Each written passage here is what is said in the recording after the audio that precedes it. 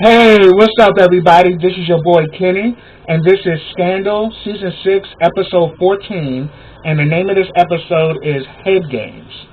And man, were there some head games in this episode, because this was actually pretty good. Alright, to start off, we have a week and a half left before Fitz's presidency ends, and Millie is sworn in as the next president. The episode opens up. Marcus is the press secretary, and he's pretty much talking. He's pretty much letting them know that we have finally got rid of all the drones, and now everything is all good.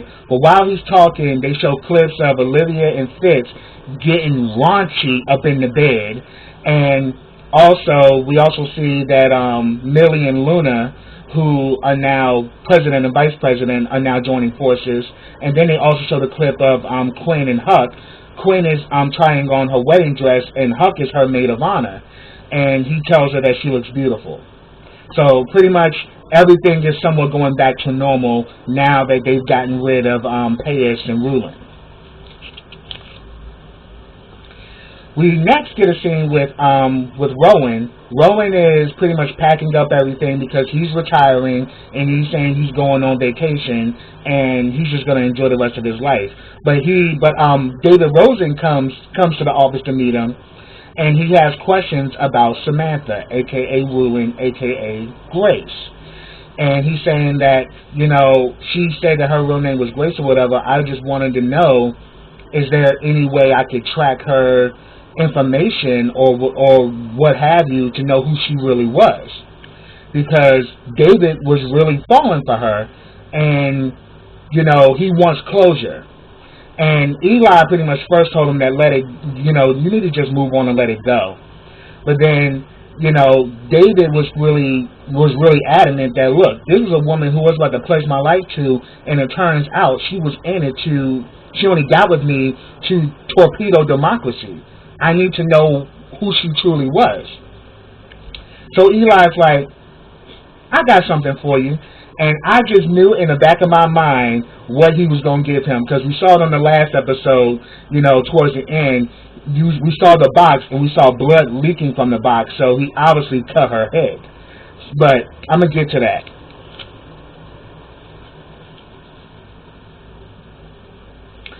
Next, we actually have a scene with Olivia and Fitz. She has pretty much Fitz has this pretty much all of these pardons, presidential pardons. Like, there's one person that he gets to give a pardon to as far as their case, and he just doesn't know which one to choose. But then Olivia talks to him about Abby. And he's saying that, look, you've been keeping Abby away for far too long. Look, you either need to let her back in or let her go. That's the only real option you have. But then after he leaves, she takes all of the pardons and she puts them in her bag, and then she leaves. Because he leaves to go deal with Abby, and she leaves to go to the OPA. Next, we get a scene with Fitz and Abby. Abby is still trying to go back to doing her job as usual, briefing the president and everything, and he just stops and is like, you know what, I really don't need you today. You can just work from home. Immediately, Abby caught the bullshit. And she's like, I've been your chief of staff all this time. You have never allowed me to work from home. So, what is it? I came to you as a friend and confessed to you what I did. And you even got Olivia to forgive me. But why haven't you? And he couldn't answer that. I mean, yeah, because you tried to go for power. And anyone who tries to go for power or tries to, go beyond him, he completely shuts you down. And besides, the fact that you did this while being his chief of staff, what makes you think he's going to just instantly trust you again, Abby? Because Abby be on some bullshit. We all know it. Next, we have a scene with Quinn and Charlie. Charlie's talking about their honeymoon or whatever, and Quinn is like, look, whatever it is, we just can't be away that long because we're going to be needed at OPA. But then Charlie's like, look, with her now working at the White House, do you really think she's going to be at OPA? Do you really think that we're going to survive? I mean, at the end of the day, once she becomes a part of Millie's administration, it's pretty much the kiss of death for us. You know, we either just got to sink or swim and just find our own merits of how to survive, because she's no longer going to be running it, because it's OPA, Olivia Pope Associates. Her name is on the head of the building. So it's her. And without her, what are we? So next, after you know, they're going back and forth about this. Well, mainly Charlie and Quinn. Olivia comes in with the pardons and says that these are the presidential pardons. We need to pick one for the president to choose to give a pardon to, and find the best case. And then she leaves.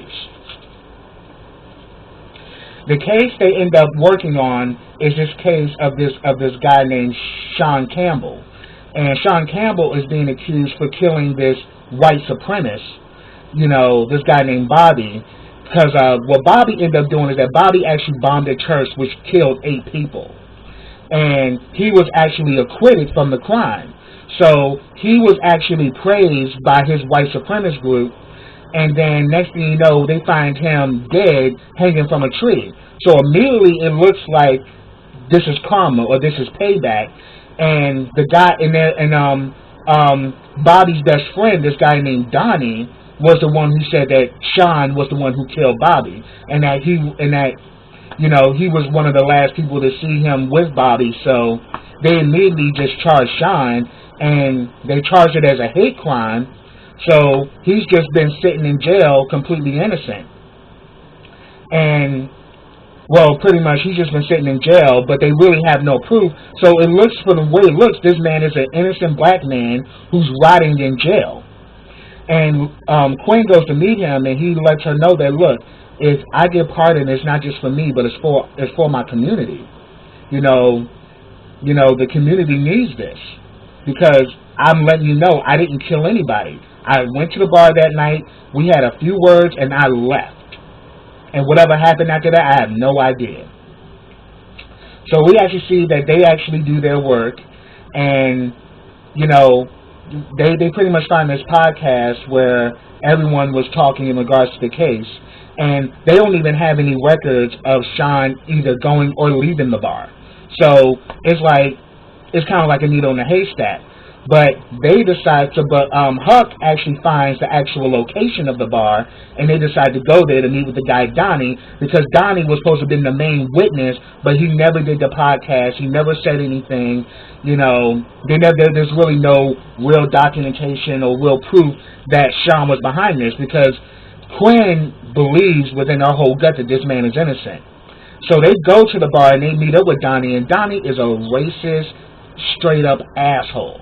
Like, he's real nasty, he's very conceited, very narcissistic, and pretty much just says that, look, you know, it doesn't matter whether this guy's innocent or not. I mean, hey, he's a colored and he belongs in jail anyway, so, hey, you know, at least a favor was done.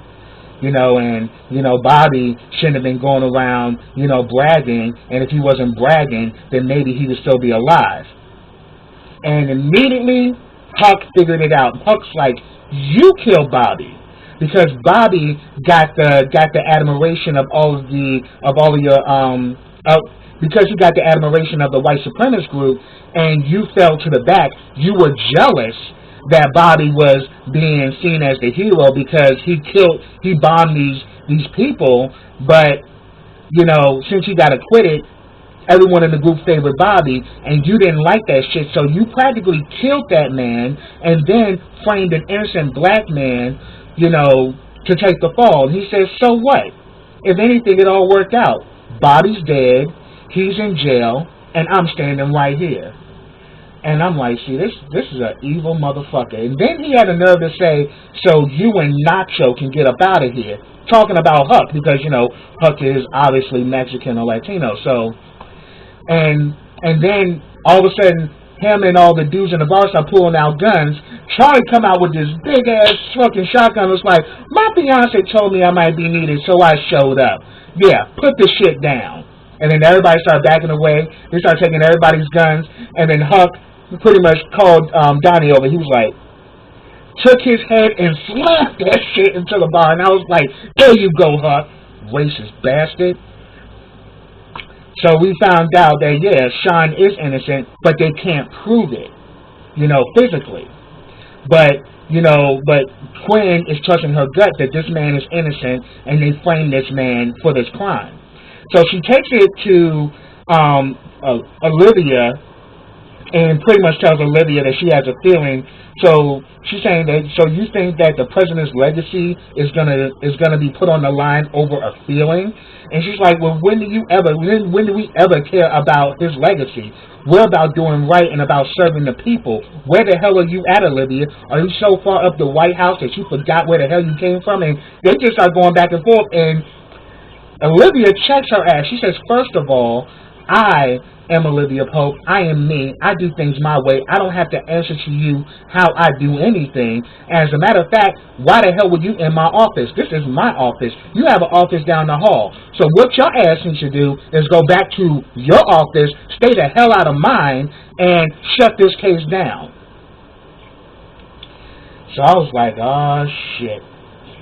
But then later on, we actually see that Quinn does take the case to Fitz herself and argues it, because she pretty much says that, look, this Olivia, she's not OPA now. Now Olivia is the White House.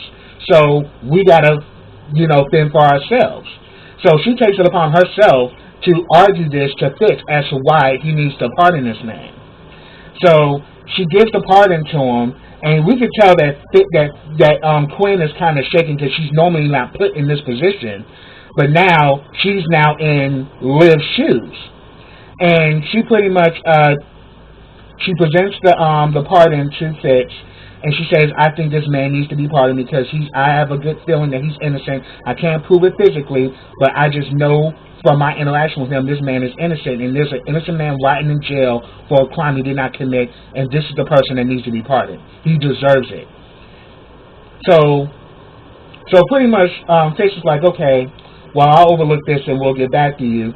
And all of a sudden she's about to walk out, and she was like, no, I'm not leaving here until you sign that petition granting that man's release. And he's like, and Fitz was like, I got armed forces that can shoot your ass for being for being insubordinate to me. She's like, well, go the fuck ahead, let him kill me, because I'm not leaving here until you sign that petition. This man has rotten in jail all this time, and I'm not going to sit back and let this innocent man continue to rot when I promised that I would look out for him.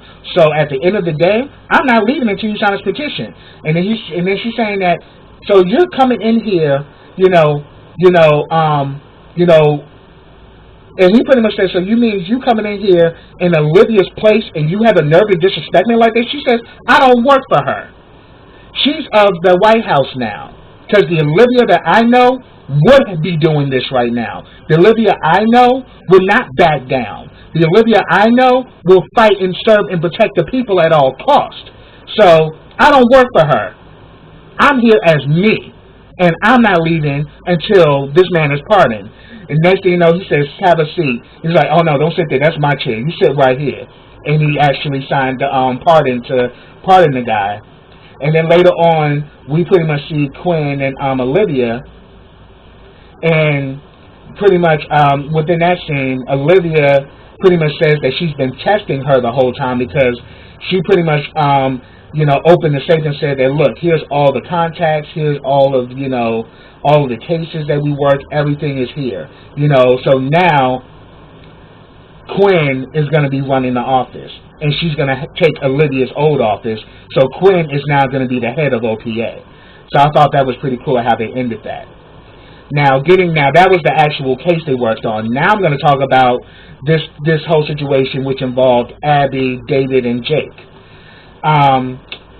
David, after getting this gift from Rowan, takes it to Abby, and it's a box. And I just knew what was in that damn box. And he's trying to and he's just in shock. He's like, look, can you put this in your freezer or something until I can, until further notice. And Abby is just adamant, like, what's in the box? What's in the box? Why are you acting like this, David? Stop it, David. Put the box down. And she opens the box and see that it's Ruin's head. But he lets her know that, look, let's keep it here. Jake is got to come and get the DNA. And but he said that, look, I want to get to the bottom of this. I want to know who she really was, because she said she wanted to have kids with me. I really was falling for this woman, so I really want to know who she really was, and I really want some closure. So David swaps the mouth.